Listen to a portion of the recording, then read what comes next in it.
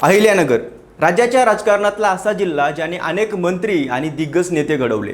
सहकार चळवळ, साखर कारखाने आणि राजकीय समीकरणाचं केंद्र मानला जाणारा हा जिल्हा कायमच चर्चेत असतो। पण यावेळी अहिल्यानगर एका वेगळ्याच कारणामुळे राज्यभर चर्चेचा विषय बनलाय। कारण अहिल्यानगर जिल्ह्याने राज्याच्या राजकारणात एक असा नवा विक्रम आपल्या नावावर केलाय। विधानसभेत 12 आणि विधान परिषदेवर 7 असे एकूण 19 आमदार देत अहिल्यानगर हा राज्यातला सर्वाधिक आमदार असलेला जिल्हा ठरलाय। स्थानिक स्वराज्य संस्था मतदारसंघातून प्राजक्त तनपुरे बिनविरोध निवडून आल्यानंतर या संख्येत आणखी भर पडली आणि जिल्ह्याची राजकीय ताकद पुन्हा एकदा अधोरेखित झाली। विशेष म्हणजे जिल्ह्यातील 5 तालुक्यांमध्ये प्रत्येकी 2-2 आमदार आहेत, तर कर्जत जामखेड तालुक्याने तब्बल 3 आमदार देण्याचा मान मिळवलाय। त्यामुळे सध्या मंत्रालयापासून ते गावाच्या चौकांपर्यंत एकच चर्चा रंगली आहे। अखेर अहिल्यानगरची राजकीय ताकद इतकी वाढली कशी? राज्यातील सर्वाधिक आमदार असलेला जिल्हा बनण्यामागचं गणित नेमकं आहे तरी काय? या 19 आमदारांमध्ये कोणत्या पक्षाची ताकद जास्त आहे? जिल्ह्याच्या राजकारणात नेमका प्रभाव कुणाचा आहे? आणि अनेक दशकांपासून राज्याच्या सत्ताकरणात महत्त्वाची भूमिका बजावणाऱ्या अहिल्यानगरची राजकीय पार्श्वभूमी नेमकी आहे तरी काय? हे सगळं जाणून घेऊयात या व्हिडिओच्या माध्यमातून। नमस्कार, मी अमोल जाधव आणि तुम्ही पाहताय लगाव बत्ती।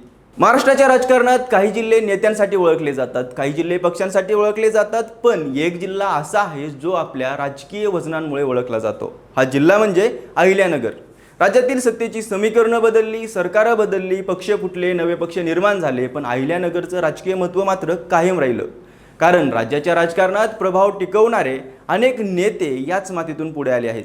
त्यामुळेच या जिल्ह्यातील प्रत्येक निवडणूक, प्रत्येक राजकीय घडामोड आणि प्रत्येक नेत्यांच्या हालचालीकडे संपूर्ण राज्याचं लक्ष असतं। आणि आज पुन्हा एकदा अहिल्यानगर चर्चेत आहे, कारण या जिल्ह्याने राज्याच्या राजकारणात एक असा विक्रम केला आहे ज्यामुळे त्याचं राजकीय वजन आणखी वाढलं आहे। सध्या राज्याच्या दोन्ही सभागृहामध्ये मिळून अहिल्यानगर जिल्ह्याचं नेतृत्व करणारे 19 आमदार आहेत। त्यामध्ये विधानसभेचे 12 आणि विधान परिषदेचे 7 सदस्य आहेत।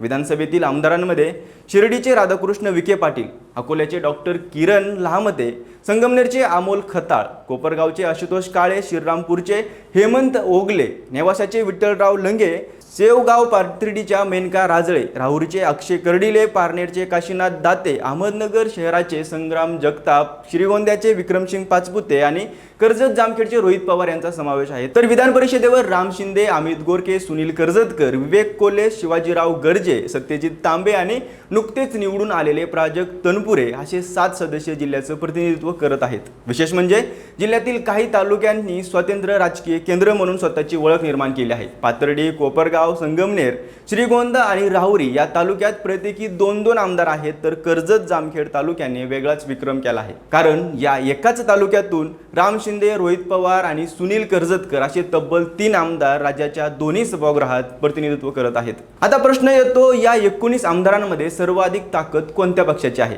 आकडेवारी काय सांगते? तर या आकडेवारीनुसार जिल्ह्यात भाजप सर्वाधिक मजबूत स्थितीत आहे। 19 पैकी तब्बल 9 आमदार भाजपशी संबंधित आहेत। त्यानंतर अजित पवार यांच्या राष्ट्रवादी काँग्रेसकडे 5 आमदार आहेत। एकनाथ शिंदे यांच्या शिवसेनेचे 2 आमदार आहेत, तर काँग्रेस, शरद पवारांची राष्ट्रवादी काँग्रेस आणि अपक्ष गटाचा प्रत्येकी 1-1 प्रतिनिधी आहे। म्हणजेच पक्षाची ताकदीच्या दृष्टीने पाहिलं तर सध्या अहिल्यानगरमध्ये भाजपचं वर्चस्व असल्याचं पाहायला मिळतं। मात्र या संपूर्ण घडामोडीत एक नाव सर्वाधिक चर्चेत आहे आणि ते म्हणजे प्राजक्त तनपुरे। 2019 मध्ये राहुरीतून आमदार बनल्यानंतर त्यांना महाविकास आघाडी सरकारमध्ये ऊर्जा मंत्री पद मिळालं। मात्र 2024च्या विधानसभा निवडणुकीत त्यांना पराभवाचा सामना करावा लागला। त्यानंतर जवळपास 1.5 वर्ष ते कोणत्याही मोठ्या पदावर नव्हते। मात्र राजकारणात वेळ आणि परिस्थिती कधी बदलते ते सांगता येत नाही। बदललेल्या राजकीय समीकरणांमध्ये तनपुरेंनी नवी वाट निवडली आणि स्थानिक स्वराज्य संस्था मतदारसंघातून त्यांची विधान परिषदेसाठी बिनविरोध निवड झाली। त्यामुळे त्यांनी पुन्हा एकदा आमदारकी मिळवलीच, पण त्यांच्या निवडीमुळे अहिल्यानगरच्या आमदारकींची संख्या 19 वर पोहोचली। त्यामुळे आता एक गोष्ट स्पष्ट झाली आहे, राज्याच्या राजकारणात अहिल्यानगरचं महत्त्व आधीच मोठं होतं, पण 19 आमदारांच्या या विक्रमानंतर या जिल्ह्याचं राजकीय वजन आणखी वाढलं आहे। आणि त्यामुळेच आगामी काळात राज्याच्या राजकारणातील अनेक महत्त्वाच्या घडामोडीचं केंद्र पुन्हा एकदा अहिल्यानगरच असणार आहे, असं चित्र दिसत आहे। पण अहिल्यानगर आज राज्यातील सर्वाधिक आमदार असलेला जिल्हा कसा बनला, या प्रश्नाचं उत्तर शोधायचं असेल तर आपल्याला या जिल्ह्याची राजकीय पार्श्वभूमी समजून घ्यावी लागेल। कारण अहिल्यानगरचं राजकारण हे केवळ निवडणुका आणि पक्षांतर पुरतं मर्यादित नाही। या राजकारणाची मूळ सहकार, साखर कारखाने आणि शिक्षण संस्था आणि अनेक प्रभावशाली राजकीय घराण्यांमध्ये खोलवर रुजलेले आहे. अहिल्यानगरच्या राजकीय ताकदीचा पाया रचला गेला तो सहकार चळवळीतून. पद्मश्री विठ्ठलराव विखे पाटील यांनी परवरानगरमध्ये आशियातील पहिला सहकारी साखर कारखाना उभारला आणि इथूनच जिल्ह्याच्या राजकारणाला नवी दिशा मिळाली. पुढे साखर कारखाने, जिल्हा बँका, दूध संघ आणि शैक्षणिक संस्था या केवळ विकासाच्या संस्था राहिल्या नाहीत, तर त्या राजकीय ताकदीचा केंद्र बनल्या. त्यामुळे सहकारावर ज्याचं वर्चस्व त्याचंच जिल्ह्याच्या राजकारणावर वर्चस्व असं समीकरण अनेक दशकं इथं पाहायला मिळालं. या सहकाराच्या राजकारणातून अनेक मतभेर नेते आणि घराणी पुढे आली. त्यामध्ये सर्वात प्रभावशाली नाव म्हणजे विखे पाटील घराणं. विठ्ठलराव विखे पाटील, बाळासाहेब विखे पाटील आणि आता राधाकृष्ण विखे पाटील अशा 3 पिढ्यांनी जिल्ह्याच्या राजकारणात आपला प्रभाव कायम ठेवला. काँग्रेसपासून भाजपपर्यंतचा राजकीय प्रवास करत या घराण्याने आपली ताकद टिकवून ठेवली. याशिवाय गडाख, तनपुरे आणि कर्डिले घराण्यांचाही जिल्ह्याच्या राजकारणावर मोठा प्रभाव राहिला आहे. रावरी परिसरात तनपुरे आणि कर्डिले यांच्यातील राजकीय स्पर्धा अनेक वर्षापासून चर्चेत राहिली आहे. तर अलीकडच्या काळात कर्जत जामखेडमधून रोहित पवार यांच्या प्रवेशामुळे जिल्ह्याच्या राजकारणाला नवा आयाम मिळाला आहे. अहिल्यानगरचं राजकारण समजून घेताना आणखी एक महत्त्वाचा मुद्दा लक्षात घ्यावा लागतो, तो म्हणजे उत्तर नगर आणि दक्षिण नगरमधील राजकीय विभागणी. जिल्ह्याचा उत्तर भाग म्हणजे संगमनेर, शिर्डी, कोपरगाव, श्रीरामपूर या हा परिसर आहे.